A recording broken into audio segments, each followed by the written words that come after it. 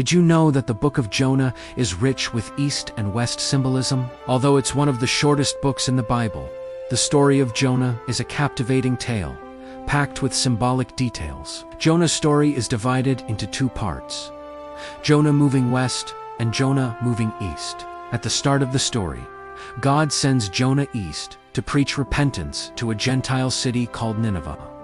When Jonah receives this command, he doesn't obey, but instead he goes west. He boards a ship, heads toward the sea, and moves as far away as possible from the task God had given him. The west is the direction of the setting sun, and throughout the Bible it is associated with rest, Sabbath, and reliance on God. These are good things, but when rest isn't balanced with work, and when trust isn't joined to obedience, it slips into inaction and escapism. This is exactly what happens in Jonah's story.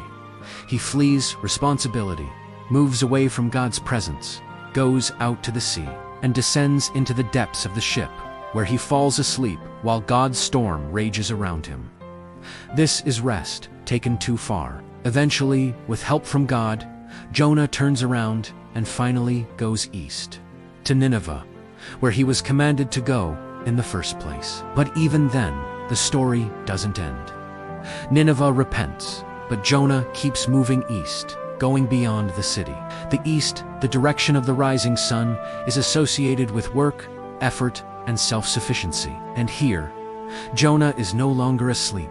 He is angry that God showed mercy, angry that judgment did not fall, angry enough to argue with God himself. And the sun beats down and the east wind burns, and Jonah is left exposed to the same harsh judgment he wanted God to show others. In Jonah, we see two different extremes. Too far west, rest becomes escape. Too far east, effort becomes pride. The book of Jonah shows us that fleeing God doesn't always look like rebellion. Sometimes it looks like sleep.